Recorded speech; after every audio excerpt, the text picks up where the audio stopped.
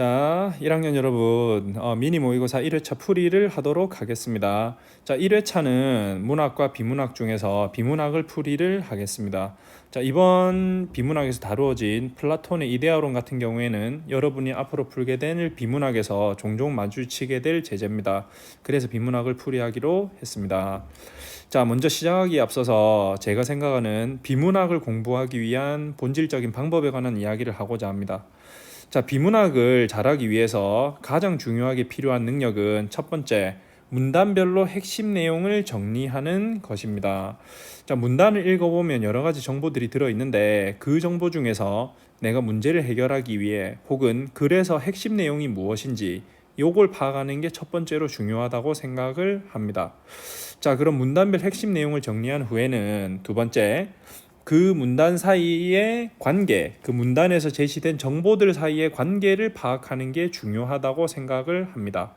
자, 요 두 가지가 잘 되면 여러분들이 문제를 해결하는데 큰 도움이 되고 비문학을 잘 할 수 있게 되는 방법이기 때문에 항상 비문학을 공부할 때는 핵심 내용 정리, 그리고 문단 사이의 정보 사이의 관계, 요거 두 가지를 고민하면서 공부를 해 주었으면 좋겠습니다. 자, 우리가 이번에 본 비문학은 총 5개의 문단으로 되어 있습니다. 자, 그 5개의 문단 글을 다 보면서 설명하면 좋은데 그러면 설명 시간이 매우 길어지기 때문에 제가 핵심적인 정보를 정리한 것을 바탕으로 여러분께 설명을 하도록 하겠습니다. 첫 번째 문단 시작하겠습니다. 자, 첫 번째 문단에서는 서양 철학에서 다루어지는 존재에 관한 이야기를 합니다. 자, 그래서 두 사람의 학자를 가지고 오는데요. 첫 번째는 파르미네데스, 두 번째는 헤라클레이토스입니다. 자, 파르미네데스는 존재의 생성, 변화, 소멸을 부정했다 그러고요. 항상 존재해야 하고 변화해서도 안 된다라고는 입장입니다. 반면에 헤라클레이토스는 존재는 항상 생성하고 변화하고 소멸한다는 입장이었습니다. 자, 두 사람의 입장이 서로 대조되고 있습니다. 자, 이 대조되는 두 사람의 입장이 모여서 플라톤의 이데아론이라는 게 만들어집니다. 굉장히 중요한 이야기입니다. 이데아론. 자, 플라톤의 이데아론에서는 존재에 관해서 두 가지 이야기를 합쳐놨습니다. 존재는 변화하는 존재도 있고 변화하지 않는 존재도 있다라고 이야기를 합니다. 자, 그럼 플라톤의 입장에서 변화하는 존재는 우리가 살고 있는 현실 세계를 의미하고 변화하지 않는 존재는 이데아라고 이야기를 했습니다. 자, 그러면은 이 중에서 이데아를 먼저 설명을 하면 모든 것의 근원, 가장 본질적인 진리를 담고 있는 것들이 이데아라고 생각을 했습니다. 반면에 그러면 우리가 살고 있는 현실 세계는 이 이데아의 모방일 뿐이라고 생각을 했습니다. 그래서 이데아의 세계는 완전한 세계이고 우리가 살고 있는 현실 세계는 불완전한 세계라고 생각을 한 것입니다. 자, 근데 이 이데아를 그러면 이 이데아의 세계를 어떻게 포착할 수 있느냐? 인간의 이성을 통해서 포착할 수 있다고 생각을 했고 우리가 살고 있는 현실 세계는 이성보다는 감각을 통해서 인지할 수 있는 것으로 생각을 했습니다. 이것이 아주 압축된 간단하게 설명한 플라톤의 이데아론입니다. 자, 두 번째 문단으로 넘어가겠습니다. 첫 번째 문단에서는 파르미네데스와 헤라클레이토스의 입장 그리고 플라톤의 이데아론을 정리하고 있었는데요. 자, 두 번째 문단에서는 이것에 대한 플라톤의 이데아론에 대한 니체의 비판이 제시가 됩니다. 자, 니체는 어떤 입장을 견지했냐면 변화하지 않는 영원한 진리는 없다는 입장이었습니다. 이 입장은 결국 헤라클레이토스의 입장을 계승한 것이라고 볼 수 있는데, 자, 글에 보면 어려운 말이 있습니다. 형이상학적 이원론의 진리를 부정했다라는 말이 나와 있는데 이 형이상학적 이원론은 아주 간단하게 플라톤의 이데아론이라고 생각을 하시면 됩니다. 그러니까 현실 세계와 이데아론을 나누어 놓은 이 두 가지를 나누어 놓은 이원론, 그리고 우리가 실제적으로 포착할 수 없는 형이상학적인 것. 자, 그래서 플라톤의 이데아론을 형이상학적 이원론이라고 생각하시면 되고, 자, 니체는 이 형이상학적 이원론의 진리를 부정했습니다. 자, 이 말이 어려운데 간단하게 얘기하면 형이상학적 이원론의 진리는 이데아의 세계를 의미합니다. 그리고 니체는 이 이데아의 세계를 부정했습니다. 그럼 왜 니체는 이 이데아의 어떤 그 진리를 부정했다라고 글에 나와 있냐면 간단하게 설명하면 그래요. 이데아는 완전한 세계이고 현실 세계는 불완전한 것입니다. 그럼 인간은 어떤 노력을 하더라도 결국에는 이데아의 세계에는 도달할 수 없습니다. 그러면 결국에는 우리는 항상 불완전한 현실에서 살 수밖에 없게 되는데, 그렇기 때문에 인간은 현실의 삶을 부정하게 되고 허무에 빠진다고 설명하고 있는 것입니다. 자, 이 문단에서는 니체의 이 플라톤의 이데아론에 대한 비판이 제시가 되어 있고요. 자, 3문단에서는 니체의 입장을 좀 더 깊이 있는 부분을 보여줍니다. 자, 니체는 이 허물을 극복하기 위해서는 생명의 본질을 회복하는 것이 필요하다고 이야기를 하고 있습니다. 그러면 이 생명의 본질을 회복하기 위해서는 어떻게 해야 하느냐? 힘의 의지가 필요하다라고 이야기를 하는데, 이 힘의 의지는 다른 것을 지배하거나 억압하는 것이 아니라 자기를 극복하고 자신의 생명을 상승시키는 걸로 이루어질 수 있다라고 말하고 있습니다. 자, 그리고 이 힘의 의지는 변화 과정에서 창조적인 생성작용을 하는데, 이 창조적인 생성작용이 극에 달하면 예술로 나타나고 결국 예술을 통해서 허물을 극복할 수 있다라고 이야기를 하고 있습니다. 결국 니체는 예술이 인간의 허물을 극복하는 도구가 된다는 입장을 취했다고 볼 수 있는 거죠. 자, 네 번째 문단은 이 니체의 입장을 계승한 독일의 표현주의에 관한 이야기를 합니다. 자, 근데 독일의 표현주의는 니체를 계승했으나 사실주의 미학은 그렇지 않습니다. 자, 3문단을 보시면 사실주의 미학이 먼저 제시가 되는데요. 자, 사실주의 미학은 존재의 진리와 참모습을 모방했다라고 합니다. 근데 존재의 진리와 참모습이라고 하는 것은 우리가 읽었던 글에 의하면 간단하게 이데아라고 할 수가 있습니다. 자, 그러니까 사실주의 미학에서는 어떤 우리 인간이 이성을 통해서만 파악할 수 있는 그런 진리, 그리고 우리가 이성을 통해서만 파악할 수 있는 그런 참모습, 그런 것을 모방해내는 게 예술이라고 생각했던 게 사실주의 미학의 관점인 것입니다. 자, 반면에 이 독일 표현주의 화가들은 그런 게 아니라 예술은 인간의 감정과 충동을 표현하는 것이라고 생각을 했습니다. 결국 인간의 감정을 표현하는 것이 존재의 본질을 드러내는 것이라고 생각을 했고, 그럼 존재의 본질을 드러내기 위해서 글에서는 굉장히 복잡하게 표현이 되어 있습니다만은 가장 간단하게 압축하면 자유로운 형식을 추구했다라고 볼 수 있겠습니다. 뭔가 지금까지 꾸준히 사용되어 왔던 그런 방식이 아니라 새로운 방식, 그리고 사용되지 않았던 방식들을 활용해서 어떤 감정과 충동을 표현해내는 것, 그게 예술이고 그걸 통해서 허물을 극복하다는 입장을 취했다고 볼 수가 있겠습니다. 자, 5번째 문단에서는 표현주의 화가에 대한 보충적인 설명이 제시가 되는데, 표현주의 화가는 감정적, 주관적인 표현을 중시했다. 자유로운 형식을 추구했으니까 당연히 주관적 표현을 중시하게 될 거고, 감정을 드러내는 걸 중시했다 그러니까 당연히 감정적인 영역을 중시했을 겁니다. 그래서 또 자유로운 형식을 추구하고 있다고 이야기를 하고 있습니다. 자, 총 5개의 문단의 내용을 이렇게 정리해 볼 수가 있는데요. 자, 문단 사이의 정보의 관계는 이렇습니다.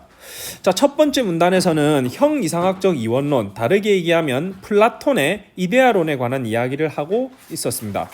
그리고 두 번째, 세 번째 문단에서는 니체가 말하고 있는 존재의 본질에 대해서 이야기를 했고, 네 번째, 다섯 번째 문단에서는 표현주의 화가에 관한 이야기를 했습니다. 자, 근데 1문단을 잘 돌이켜 보시면 1문단에는 헤라클레이토스 그리고 파르메니데스를 대조하고 있었고요. 그리고 두 번째, 세 번째 문단은 그냥 니체에 관한 이야기를 전개를 했고, 물론 가운데 어떤 니체의 입장이 아닌 것도 섞여 있습니다만은 기본적으로 니체의 입장을 드러냈습니다. 그리고 네 번째, 다섯 번째 문단에서는 표현주의 화가를 이야기하기 위해서 사실주의 미학을 가져왔었습니다.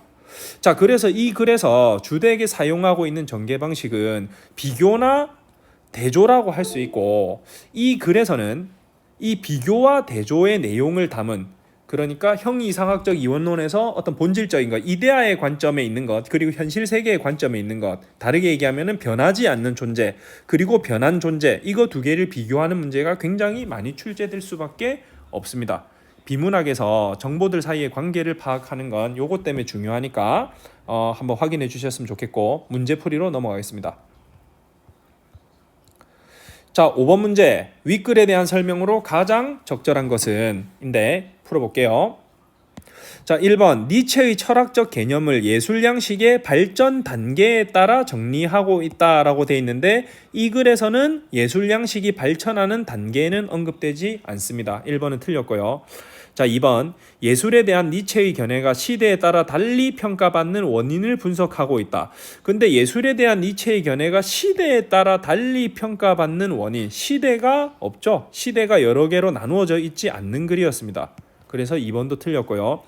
자, 3번 예술에 대한 니체의 시각과 서양 철학의 주류적 입장의 장단점을 비교하고 있다라고 돼 있는데 이 글에서 장단점 같은 건 언급되지 않습니다. 자, 4번 예술에 대한 여러 철학자들의 견해가 니체에 의해 통합되는 과정을 살펴보고 있다. 예술에 대한 견해는 니체의 입장 하나만 제시가 돼 있었습니다. 그래서 예술에 대한 여러 철학자들의 견해는 안 맞고요. 자, 5번 서양 철학의 주류적 입장을 부정하는 이데아론이죠. 주류적 입장을 부정하는 니체의 철학이 예술에 미친 영향, 독일 표현주의에 미친 영향을 설명하고 있다라고 할 수 있으니까 정답은 5번이 되겠습니다. 자, 6번 기억에 대한 이해로 가장 적절한 것인데 기억은 존재였습니다. 존재. 자, 1번 헤라클레이토스와 니체는 기억이 변화한다고 생각했다. 오, 이게 정답이죠.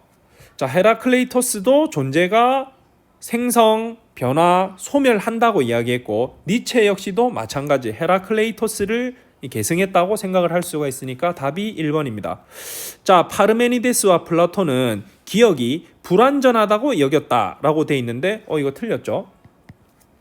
오히려 플라톤은 이데아 같은 경우에는 존재가 완전하다고 생각을 하고 있기 때문에 이게 틀렸다라고 볼 수 있겠고, 자, 파르메니데스 같은 경우에도 존재가 변화하지 않고 항상 존재가 있는 것이라고 얘기했으니까 불완전하다고 여겼다고 볼 수는 없을 것 같습니다.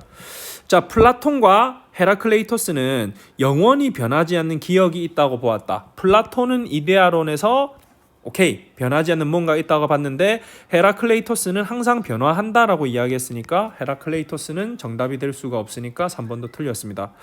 자, 파르메니데스는 헤라클레이토스와 달리 기억의 생성을 긍정했다. 아니죠.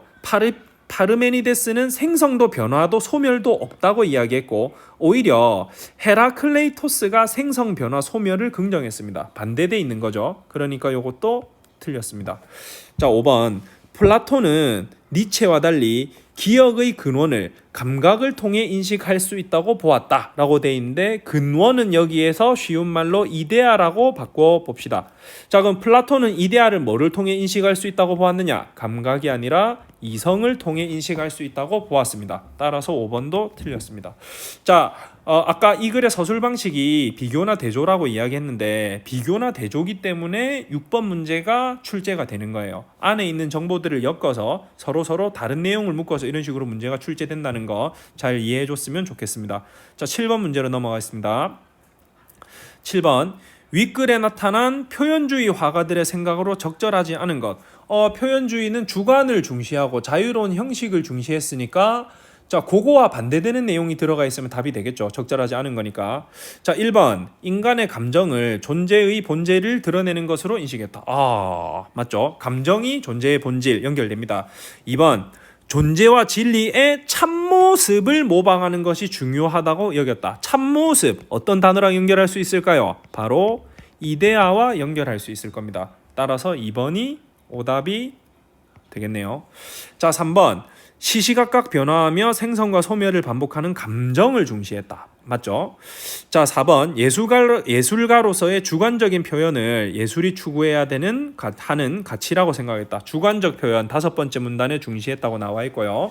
자, 5번 작품에서 드러나는 공간을 화가의 감정을 표현하기 위한 공간으로 인식했다. 감정을 표현하기 위한 공간으로 인식했으니까 맞다고 할 수 있겠습니다. 자, 다음 8번 문제로 넘어가 볼게요. 자, 8번 윗글에 나타난 니체의 사상과 연결지어 보기의 작품을 감상한 내용으로 가장 적절한 것은, 자, 길게 읽을 필요도 없습니다. 첫 번째 줄만 보세요. 독일 표현주의 화가인 키르히너라고 나와 있습니다. 표현주의. 그러면은 감정 중시, 어떤 주관적인 표현 중시, 자유로운 형식 추구 이런 내용이랑 일치되는 게 답이겠죠. 왜냐하면 가장 적절한 것을 찾는 거니까요. 바로 답으로 내려가 봅시다. 자, 1번. 여인을 슬프고 우울하게 보이게 그린 것을 보니 인간은 결코 허물을 극복할 수 없다는 니체의 철학. 아니죠. 자, 니체는 허물을 극복할 수 있다고 봤습니다. 힘의 의지를 통해서 극복할 수 있고 결국에는 예술을 통해 허물을 극복할 수 있다고 봤죠. 1번은 내용과 일치가 안 되니까 틀렸습니다. 자, 2번. 해바라기를 강조한 화면 구성을 보니 현실 너머의 이상 세계를 생명의 근원이라고 여긴 니체의 견해가 반영된 것으로 볼 수 있겠군. 현실 너머의 이상 세계는 우리가 알고 있는 글에 나오는 용어로 바꾸면 이데아가 되겠죠. 이데아를 생명의 근원이라고 니체는 여기지 않았어요. 오히려 어떤 변화하는 것, 현실 세계가 좀 더 근원이라고 생각을 했겠지. 니체는. 그렇기 때문에 2번도 틀렸습니다. 3번. 해바라기의 노란색과 윤곽의 빨간색을 대비한 것을 보니 초월적 세계를 재현한 것이 현실 세계라는 니체의 입장과 관련된 것으로 볼 수 있겠군. 자, 초월적 세계도 우리가 알고 있는 용어로 바꾸면 이데아로 바꿔줄 수 있겠습니다. 아니죠. 감정, 주관을 표현한 것이 돼야 되는데 초월적 세계, 이데아를 표현한 게 현실 세계다. 맞지 않습니다. 그래서 3번도 틀렸죠. 자, 4번. 해바라기, 꽃병, 배경 등을 화려한 원색으로 그린 것을 보니 감성을 바탕으로 한 예술적 충동을 중요하게 여겼던 니체의 생각에 영향을 받은 것으로 볼 수 있겠군. 이게 정답이 되겠네요. 감성을 바탕으로 한 예술적 충동을 중요하게 여겼다. 니체의 입장과 매치가 됩니다. 자, 5번. 해바라기 꽃병과 여인을 원근법에 어긋나게 그린 것을 보니 인간은 자기 주변의 사물을 지배해야 한다는 의지를 강조한 니체의 주장이 수용된 것으로 볼 수 있겠군이라고 나와 있는데, 우리 아까 정리해보면 니체가 허물을 극복하기 위해서 힘의 의지가 필요하다고 이야기했는데, 이 힘의 의지는 지배나 억압을 하는 것이 아니라 자기 극복이나 생명을 상승하는 것이어야 한다라고 이야기를 합니다. 그래서 지배를 해야 한다는 의지를 강조했다는 건 니체의 입장과 매치되지 않습니다. 따라서 틀린 건 5번. 5번도 틀렸고, 그래서 가장 적절한 것은 4번이라고 할 수 있겠습니다. 자, 이런 식으로 비교와 대조가 돼 있는 문제는 이런 식으로 내용 안에서 서로 비교하는 문제가 종종 출제됩니다. 자, 문제가 그렇게 나올 수 있다는 걸 잘 이해하시고 앞으로도 글을 봐주셨으면 좋겠고, 플라톤의 이데아론은 굉장히 중요하니까 머리 안에 꼭 기억을 해두시고, 그리고 니체의 입장도 잘 정리해 두시면 다음에 비문학에서 관련 철학이 출제가 됐을 때 좀 더 문제를 그리고 지문을 쉽게 읽을 수 있을 것이라고 생각을 합니다. 자, 풀이 여기까지 하겠습니다. 고생하셨습니다.